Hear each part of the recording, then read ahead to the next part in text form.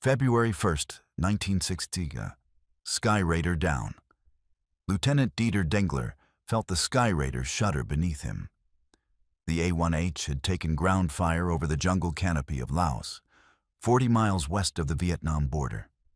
Black smoke poured from the engine cowling. At 28 years old, the German-born Navy pilot had exactly 7 seconds to make a decision that would define the rest of his life. He chose the jungle. The Sky Raider screamed through mahogany branches and slammed into the hillside. Dengler crawled from the wreckage with a fractured ankle and his survival kit. Within 6 hours, Pathet Lao guerrillas captured him. They would march him through the mountains to a bamboo prison camp where he'd spend the next 5 months planning an escape that military planners in Saigon would have deemed impossible. The irony wouldn't be lost on Dengler later. While he fought for survival against an enemy that melted into the jungle, that emerged from nowhere, that couldn't be found when you searched but found you when you least expected it. American commanders were launching the largest search and destroy operations in military history. They were hunting an enemy with overwhelming firepower, sophisticated tactics, and absolute confidence. They believed they could count bodies until victory emerged from the arithmetic. Dengler would escape in June 1966, the only American POW to successfully break out of a Pathet Lao prison. His survival depended on understanding what his captors understood. In this jungle war, the patient survived and the powerful perished. The lesson would cost America 58,000 lives to learn. Back in Saigon, General William Westmoreland was perfecting a strategy that assumed the opposite. The concept appeared elegant on paper, almost mathematical in its certainty. General William Westmoreland, commander of Military Assistance Command Vietnam, MACV, articulated the philosophy in his characteristically confident manner during a 1965 briefing to Pentagon officials. The solution in Vietnam is more bombs, more shells, more napalm, till the other side cracks and gives up. It was the doctrine of attrition warfare reimagined for the helicopter age. American forces would locate enemy concentrations, fix them in place with superior firepower, and destroy them. Then they would move to the next target. Repeat until the enemy's will to fight collapsed. The strategy had a name that sounded aggressive, modern, and decisive: search and destroy. To the generals who had fought World War II and Korea, the logic seemed unassailable. Secretary of Defense Robert McNamara, the former Ford Motor Company executive who brought systems analysis to warfare, loved the quantifiable nature of the approach. "Every quantitative measurement we have shows we're winning this war," he declared in 1967. The measurement that mattered most was the body count. Enemy dead tallied after each engagement, reported up the chain of command, aggregated into progress reports. The initial confidence radiated from every level of command. Major General William Dupuy, Westmoreland's operations chief, calculated that if American forces could kill enemy soldiers faster than North Vietnam could replace them, mathematical certainty would produce victory. "We're going to pound them to death," Dupuy told his staff. Intelligence estimates suggested North Vietnam could sustain approximately 20,000 casualties per month. American forces, with their mobility and firepower advantages, could easily exceed that threshold. Field commanders embraced the strategy with enthusiasm born of capability. The 1st Cavalry Division, Airmobile, brought a revolutionary tool to the battlefield: the UH-1 Huey helicopter. These aircraft could insert infantry companies deep into enemy territory, provide close air support, and extract casualties, all within minutes. Lieutenant Colonel Harold Moore, who would lead the 1st Battalion, 7th Cavalry, into the Drang Valley in November 1965, believed helicopter mobility would allow American forces to find, fix, and finish the enemy on our terms. The Pentagon's statistical models supported this optimism. Systems analysts projected that with sufficient troop levels, eventually reaching 540,000 by 1968, and aggressive patrolling, American forces could achieve a crossover point where enemy casualties exceeded their replacement capacity. The models estimated this would occur by late 1967, leading to a negotiated settlement by 1968. What these projections missed, what the confidence obscured, was a fundamental misunderstanding of the war itself. American strategists were fighting the last war, applying lessons learned against conventional armies to an enemy that refused to fight conventionally. They assumed the Vietnamese communists shared American conceptions of acceptable losses, that there existed some number of dead that would break their will. Captain Brian Thacker, an infantry officer with the 173rd Airborne Brigade, remembered the early optimism. "We thought we'd be home by Christmas, '66. We had choppers, we had firepower, we had the best training in the world. How could rice farmers with AK-47s stand against that?" The rice farmers, it turned out, had different ideas about how to fight. And they'd been fighting for 20 years. The strategy that would come to define America's Vietnam experience emerged not from battlefield experience, but from the Pentagon's belief that modern management principles could solve military problems. When President Lyndon Johnson committed ground forces to Vietnam in March 1965, he inherited a conflict that had already defied conventional military logic for a decade. The intellectual architecture of search and destroy began during the Kennedy administration. President Kennedy, despite his reputation for supporting counterinsurgency, maintained faith in American military superiority. His advisors, particularly Secretary McNamara, believed that technology and tactical innovation could offset any advantage guerrilla tactics might provide. When Kennedy increased the number of military advisors in Vietnam from 900 to 16,000 between 1961 and 1963, he set the foundation for a conventional military response to an unconventional threat. General Westmoreland arrived in Vietnam in June 1964 as MAC commander, bringing with him an officer's pedigree forged in World War II and Korea. His strategic vision centered on what he called the Big Unit War, using American divisions to seek out and destroy enemy main force units. Westmoreland divided the conflict into 3 phases. First, commit sufficient forces to halt the communist advance. Second, mount major offensive operations to destroy enemy forces. Third, support South Vietnamese forces as they assumed primary combat responsibilities. Search and destroy operations formed the cornerstone of Phase 2. The operational framework required massive logistical infrastructure. The 1st Cavalry Division, Airmobile, which deployed to Vietnam in September 1965, brought 434 helicopters, more rotary wing aircraft than many nations possessed in their entire inventories. The division's mission was to demonstrate that helicopter mobility could revolutionize counterinsurgency warfare. Soldiers could be inserted into previously inaccessible terrain, supplied entirely by air, and extracted before the enemy could mass sufficient forces for a counterattack. The doctrine emphasized 4 principles. Find the enemy through aggressive patrolling and intelligence gathering. Fix them in place through rapid deployment and superior firepower. Fight and destroy them through combined arms tactics, and follow through by pursuing retreating forces. Unlike traditional military operations that focused on seizing and holding territory, search and destroy operations treated the enemy force itself as the objective. Body counts became the metric of success. Training for these operations began at Fort Benning, Fort Bragg, and other stateside bases before continuing in-country. Infantry companies learned to operate in conjunction with artillery, helicopter gunships, and tactical air support. The integration of firepower was unprecedented. An infantry company in contact with the enemy could call upon 105 mm and 155 mm artillery, attack helicopters armed with rockets and miniguns, and fighter bombers dropping napalm and high-explosive bombs, all within minutes.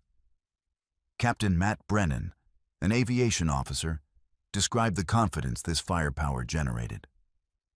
"We'd fly into an LZ, drop off 40 guys, and within an hour they'd have artillery support, airstrikes on call, and gunships overhead. It felt invincible." The first major search and destroy operation, Operation Starlite, launched in August 1965 against Viet Cong forces on the Van Tuong Peninsula. The 4th Marines, reinforced with amphibious landing craft and helicopter assault, caught a VC regiment by surprise and killed an estimated 613 enemy soldiers while losing 45 Marines.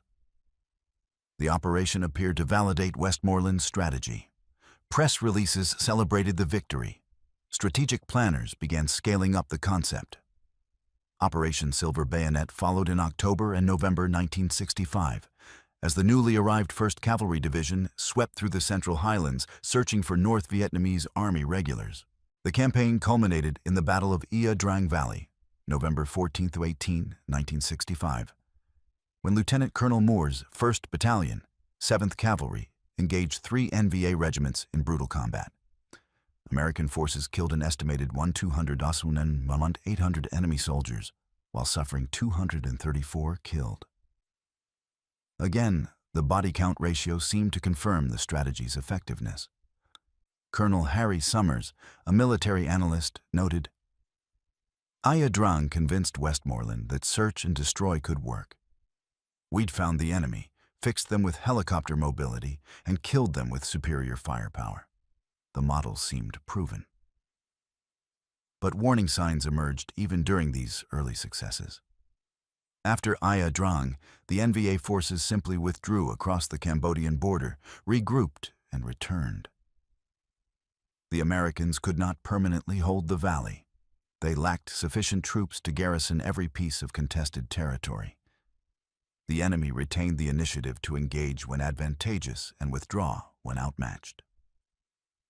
An NVA battalion commander later reflected, "We learned that Americans were very strong when they attacked and very weak when they defended. So we let them search, and we decided when to destroy." Throughout 1966, Westmoreland expanded search and destroy operations. Operation Masher White Wing in Binh Dinh Province, Operation Birmingham in Tay Ninh Province, Operation Attleboro in War Zone C. Each followed the same pattern. American forces swept through an area, engaged enemy units, reported impressive kill ratios, and then moved on. And each time, the enemy returned. General Bruce Palmer Jr., Westmoreland's deputy, later admitted, "We were like the French at Dien Bien Phu, except we had better helicopters. We thought mobility was the answer. We didn't realize mobility without purpose is just expensive tourism." The North Vietnamese understood what American planners either missed or dismissed. In a revolutionary war, political will mattered more than body counts. Every American operation that failed to hold ground, every village returned to communist control after U.S. forces departed, every casualty that didn't produce strategic progress, all eroded American public support while reinforcing Vietnamese communist determination. They didn't need to win battles. They needed to not lose the war. By late 1966, as Dieter Dengler was planning his escape from that Laotian prison camp, American forces had conducted hundreds of search and destroy operations. They had killed thousands of enemy soldiers. And they were no closer to victory than when they started. The flat, monotonous terrain northwest of Saigon held a secret. For 2 decades, the Viet Cong had transformed the Iron Triangle, a 125-square-mile area where the Saigon and Thi Tin rivers converged, into the most sophisticated insurgent base complex in Vietnam. Beneath the seemingly ordinary jungle lay 200 miles of tunnels, underground hospitals, weapons factories, and command bunkers. American intelligence knew the Iron Triangle served as VC headquarters for operations against Saigon, 30 miles southeast. What they didn't know was whether brute force could eliminate it. On January 8, 1967, Operation Cedar Falls launched with 30,000 American and South Vietnamese troops, the largest operation of the war to that point. Major General William Dupuy, commanding the 1st Infantry Division, orchestrated a massive hammer and anvil maneuver designed to trap and destroy all enemy forces in the triangle. The plan was textbook search and destroy. Seal the area, sweep systematically through every grid square, force the enemy to fight or flee into waiting blocking forces, count the bodies, declare victory.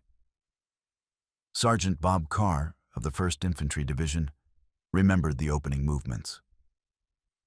We came in with everything: tanks, artillery, airstrikes, the whole 9 yards. The noise was incredible. We thought we'd crush anything in our path.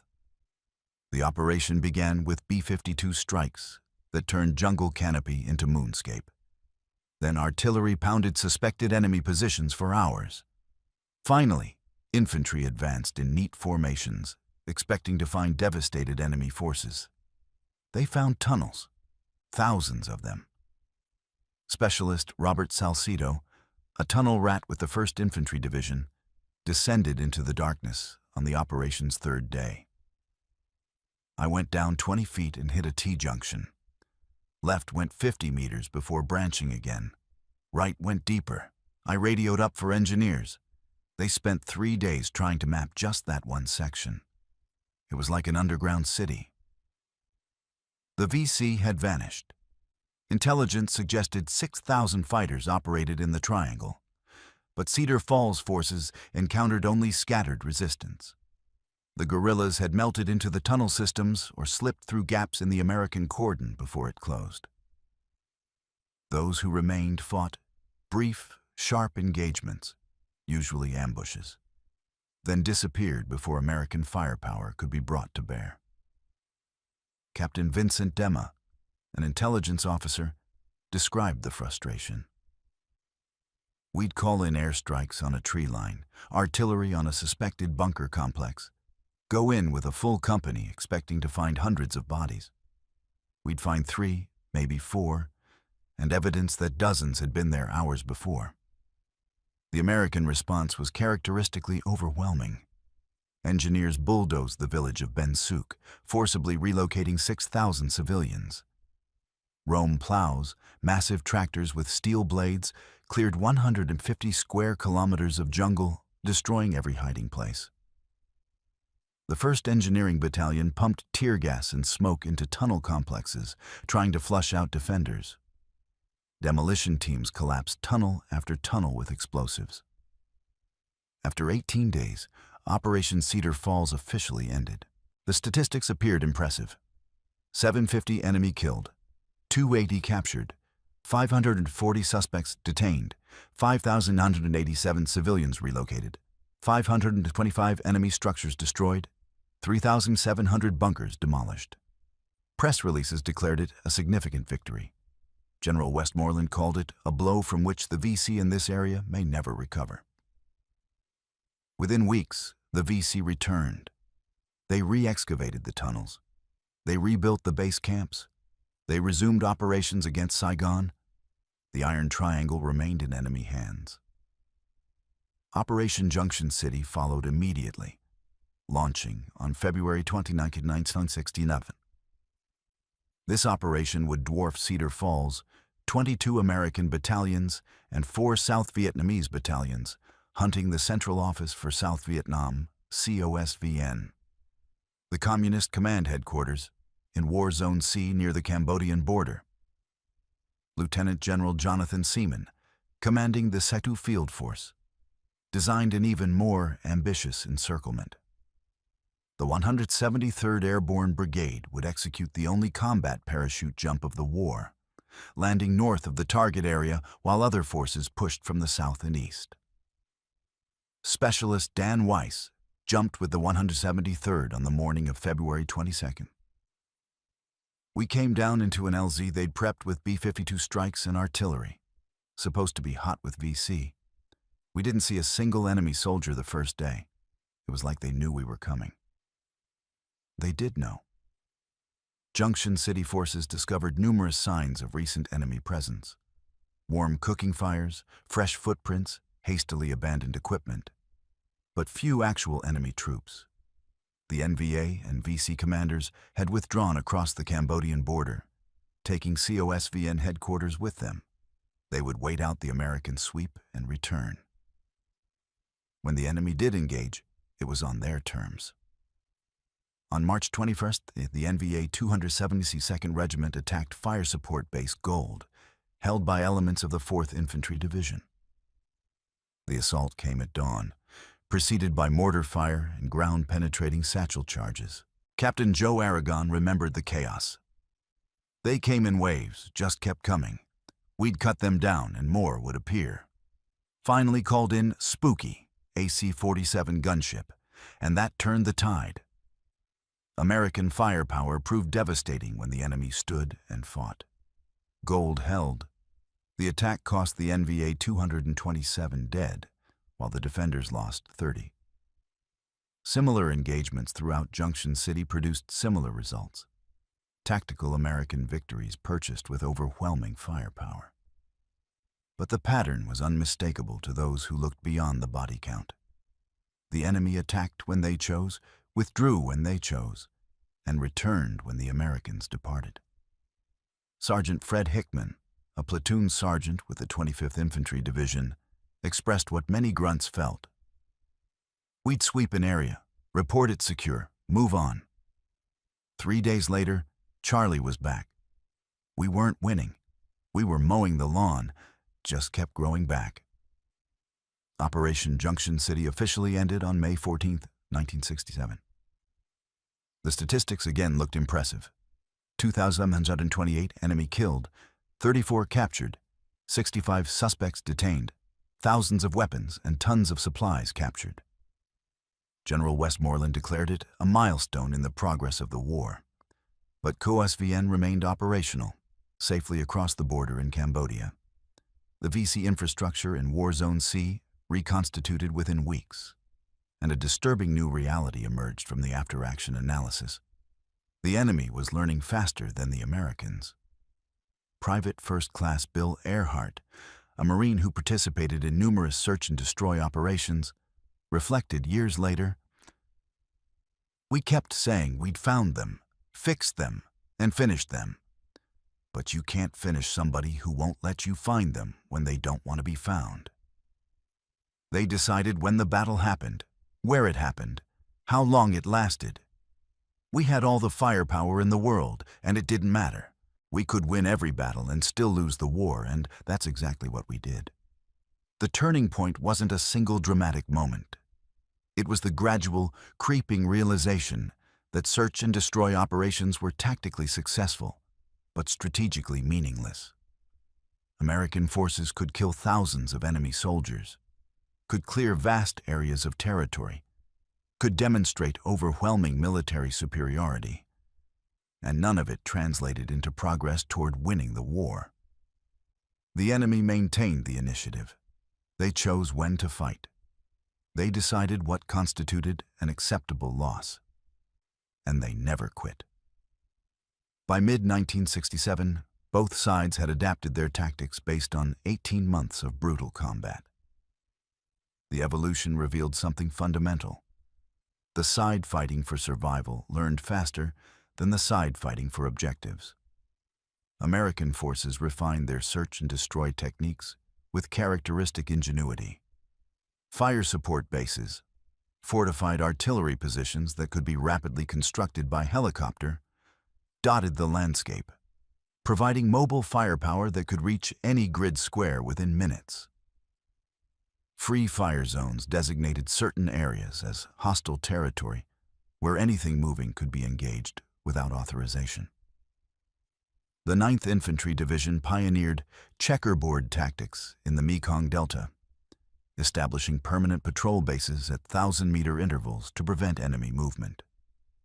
The 1st Cavalry Division developed Eagle flights, small reconnaissance teams inserted by helicopter to locate enemy forces, then rapidly reinforced if contact was made. Technology increasingly replaced tactics.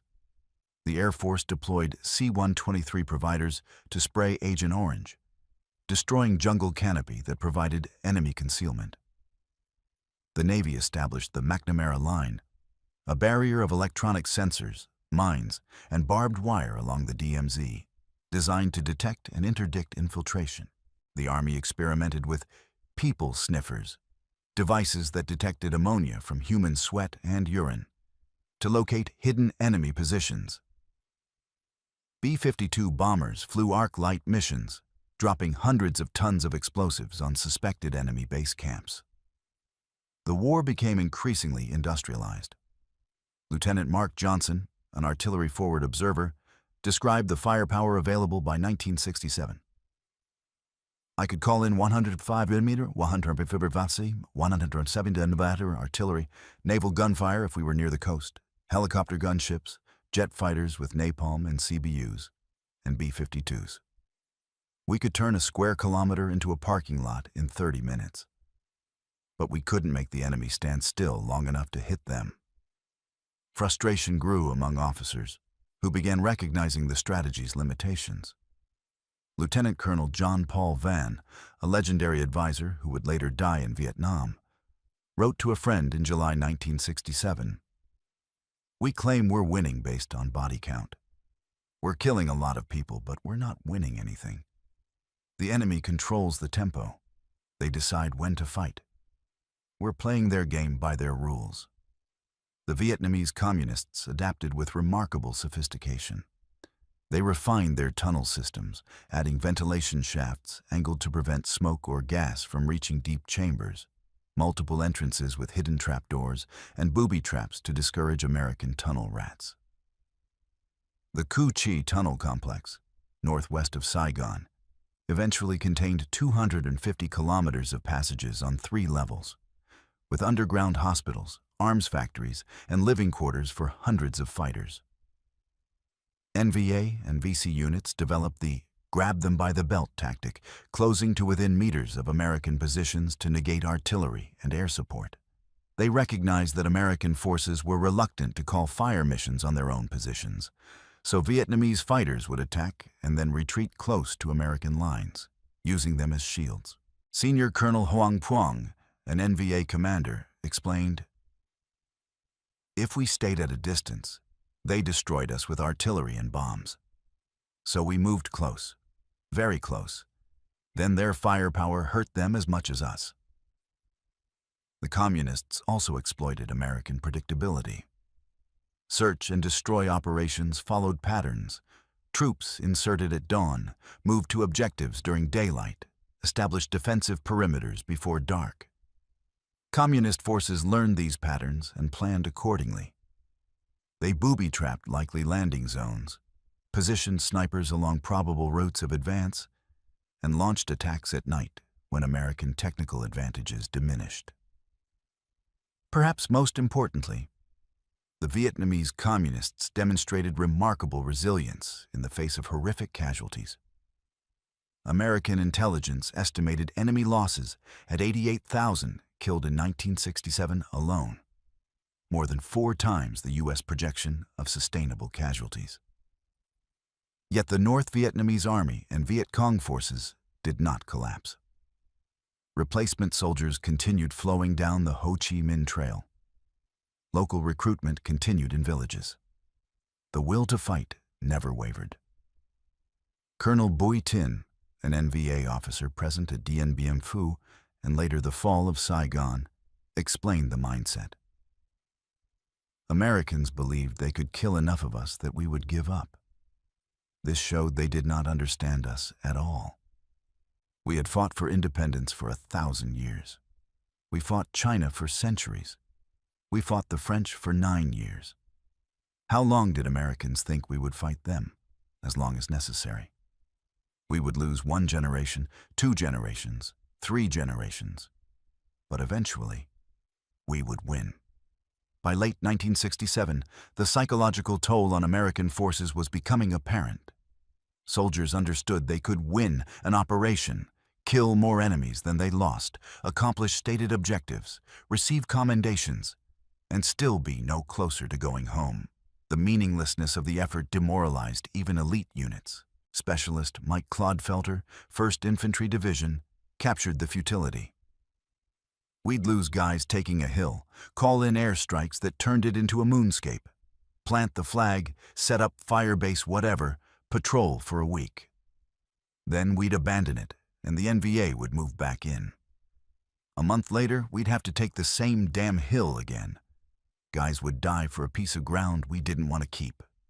That's when you started questioning everything. The disparity between tactical success and strategic stalemate created a credibility gap. Official statements from Saigon and Washington trumpeted progress. Enemy losses, weapons captured, areas cleared. Field commanders and soldiers witnessed a different reality. An enemy that absorbed horrific losses and kept fighting. A population that didn't embrace American presence. A war that seemed to have no end. Captain Brian Donlin, who earned the Medal of Honor defending Camp Nam Dong in 1964 and returned for another tour in 1967, observed. First tour, we thought we were making progress. Second tour, I realized we'd been doing the same operations in the same places, fighting the same people. Nothing had changed except the body count got higher on both sides. The evolution of tactics revealed an uncomfortable truth. America had invented a new way to fight, and the enemy had invented a better way to counter it. Search and destroy could devastate enemy formations when they chose to fight. But it couldn't force them to fight when they chose not to. It couldn't hold territory without an impossible number of troops. It couldn't break the enemy's will. Most fundamentally, it couldn't win a political war with military means. By early 1968, search and destroy operations had reached their peak efficiency. American forces had refined their tactics through 3 years of combat. They had killed more than 200,000 enemy soldiers. They controlled every major city and most provincial capitals. General Westmoreland confidently declared that the enemy was on the verge of collapse. "We have reached an important point when the end begins to come into view," he told reporters in November 1967. The statistics supported this optimism. In 1967, American and Allied forces conducted 1,146 battalion-sized operations, inflicting an estimated 88,000 enemy killed while suffering 9,353 American dead. The kill ratio exceeded 9:1, a level of tactical dominance unprecedented in modern warfare. Intelligence reports indicated that NVA and VC units were having difficulty recruiting replacements. Prisoners spoke of low morale and supply shortages. American firepower had indeed created industrial-scale destruction. Lieutenant General Frederick Wayand, commanding the Skunu Field Force Vietnam, later described the prevailing sentiment. "We had more troops, more helicopters, more artillery, more air support than any force in history. We were winning every engagement. The body count proved it. How could we not be winning the war?" But NVA General Vo Nguyen Giap, the architect of Dien Bien Phu, was planning an offensive that would shatter these illusions. Throughout late 1967, Communist forces secretly positioned units around South Vietnam's major cities. They stockpiled weapons and ammunition. They recruited local guerrillas for coordinated uprisings. They prepared for a nationwide offensive timed to coincide with Tet, the Vietnamese Lunar New Year, the one time when both sides traditionally observed a ceasefire. The offensive began at 1:30 a.m. on January 30th, 1968, when Communist forces attacked 5 major cities. Within hours, the assault expanded to 36 of 44 provincial capitals, 64 district towns, and dozens of smaller installations across South Vietnam. In Saigon, a VC sapper team blasted their way into the U.S. Embassy compound, holding portions of it for 6 hours before being killed. In Hue, NVA forces captured most of the ancient capital and held it for 26 days in brutal urban combat. The tactical response was devastating. American and South Vietnamese forces, once they recovered from the surprise, unleashed everything they had. In Hue, Marines and ARVN troops fought house to house, room to room, inch by inch. Sergeant Edward Banks, a Marine who fought through Hue, recalled, "It was like World War II. We'd take a building, the NVA would counterattack, artillery fire, airstrikes, tanks. We turned the Imperial City into rubble, but we took it back." Across South Vietnam, the pattern repeated. Communist forces achieved complete tactical surprise, seized key positions, and then were systematically annihilated by American firepower. The offensive failed militarily. By late February, Communist forces had been ejected from every city except Hue. By late March, the offensive was completely suppressed. Enemy losses were catastrophic, an estimated 45,000 killed in the first 3 weeks alone.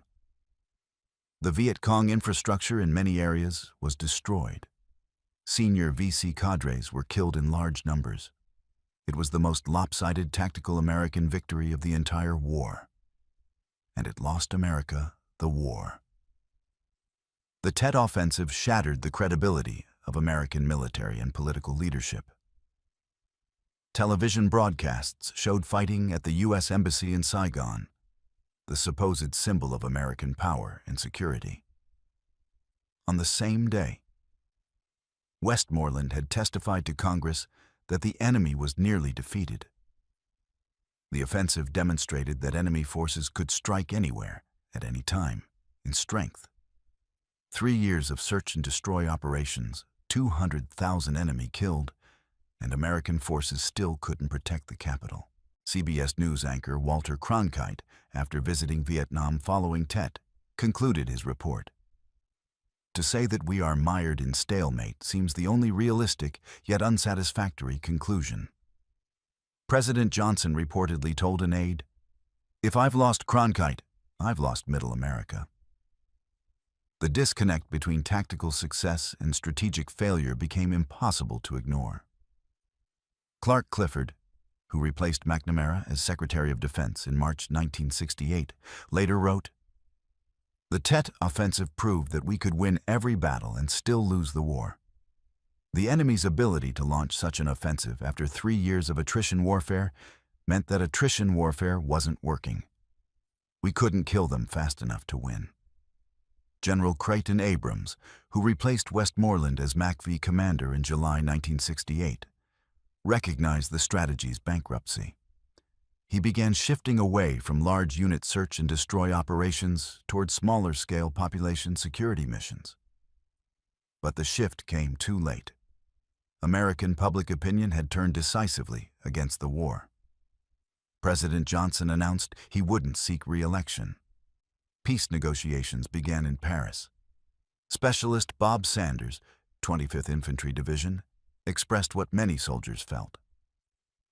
After Tet, guys stopped believing. We'd won the battle, killed thousands of VC and NVA. But it didn't matter. They were still there. They'd always be there. We could kill them for 10 years and they'd keep coming. That's when you realized we couldn't win this. Not the way we were fighting it. The peak effectiveness of search and destroy revealed its ultimate failure. The strategy could produce impressive body counts, but not strategic victory. It could devastate enemy forces, but not break their will. It could dominate every battlefield, but not win the war. American military power, for all its sophistication and destructive capacity, couldn't overcome a fundamental truth. You cannot bomb an idea. You cannot search and destroy a political movement. And you cannot count bodies until revolution dies. Search and destroy operations officially ended in 1968, replaced by clear and hold operations under General Abrams. But the strategic damage was irreversible. President Nixon's policy of Vietnamization, gradually transferring combat responsibility to South Vietnamese forces, while withdrawing American troops, was an implicit admission that 3 years of attrition warfare had failed to achieve victory. By 1973, American forces withdrew. By 1975, North Vietnamese tanks rolled into Saigon. The final accounting was stark. American forces conducted thousands of search and destroy operations between 1965 and 1968. They killed an estimated 288,000 enemy soldiers, a number that exceeded the total strength of NVA and VC forces at any single time during the war. They demonstrated absolute tactical superiority in virtually every engagement. And they lost. General Bruce Palmer, Jr., who served as acting MACV commander, later reflected, "We fought the wrong war, in the wrong place, with the wrong strategy. Search and destroy was designed for a conventional war against a conventional enemy. But this wasn't a conventional war. It was a revolutionary insurgency with the backing of a determined nation-state. You can't kill your way to victory in that kind of conflict." Veterans on both sides eventually reached similar conclusions. Specialist Phil Gioia, 1st Infantry Division, said decades later, "We won every battle, but battles don't win wars. Politics wins wars, hearts and minds win wars, and we lost both." Senior Colonel Tran Do, a Communist Forces commander during the war, offered his perspective. American soldiers were brave, and their firepower was overwhelming. If war was just about fighting, they would have won. But war is about will, and our will was stronger. We would accept any sacrifice. Americans could not say the same. The lessons of search and destroy influenced American military doctrine for decades. The U.S. Army redeveloped counterinsurgency doctrine that emphasized population security over enemy destruction. The POW doctrine, formulated after Vietnam, insisted on clear objectives, overwhelming force, and public support before committing troops. Military planners learned, or tried to learn, that technology and firepower cannot substitute for strategy, that tactical victories don't guarantee strategic success, that enemy casualties mean nothing if the enemy is willing to accept unlimited losses. Yet those lessons remained imperfectly learned. American operations in Iraq and Afghanistan sometimes echoed search and destroy patterns, the emphasis on enemy casualties, the assumption that superior firepower would produce victory, the disconnect between tactical success and strategic progress. The ghost of Vietnam haunted new wars. And what of Dieter Dengler, whose escape from that Laotian prison camp foreshadowed the limits of American power? He survived 6 months as a POW, escaped in June 1966, and survived 3 weeks in the jungle before rescue. His survival depended on patience, endurance, and understanding that sometimes the only way to win is to survive long enough for your enemy to give up. The North Vietnamese and Viet Cong understood this from the beginning. They understood that search and destroy operations could kill thousands of their soldiers, but couldn't kill their revolution. They understood that tactical defeats didn't matter if you never accepted strategic defeat. They understood that in a war of wills, the side willing to pay any price for as long as necessary would eventually prevail. American commanders never fully grasped these truths.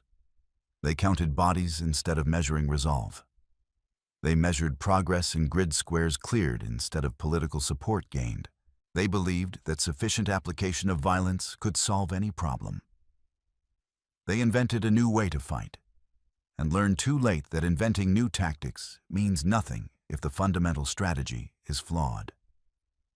In the end, search and destroy didn't fail because it was poorly executed. It failed because it was brilliantly executed in pursuit of an impossible objective, using military means to achieve what could only be won politically.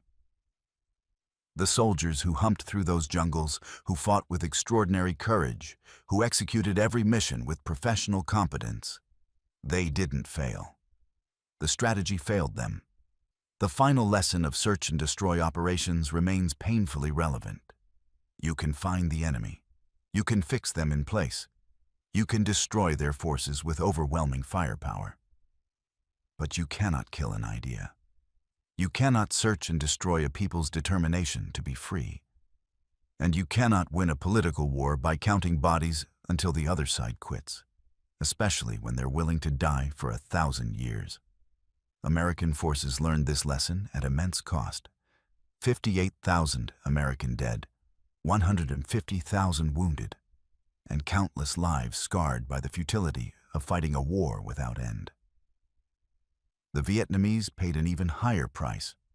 Over 1 million military dead, millions of civilians killed or displaced, a land poisoned by chemicals and littered with unexploded ordnance. And in the end, America withdrew. The revolution succeeded. Search and destroy, for all its tactical brilliance and destructive power, changed nothing that mattered. General Harold K. Johnson, Army Chief of Staff during much of the war, reportedly kept a replica of a cavalry sword on his desk throughout his tenure.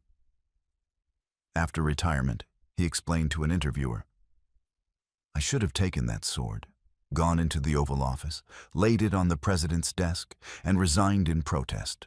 We were executing a strategy I knew couldn't work, but I didn't have the courage."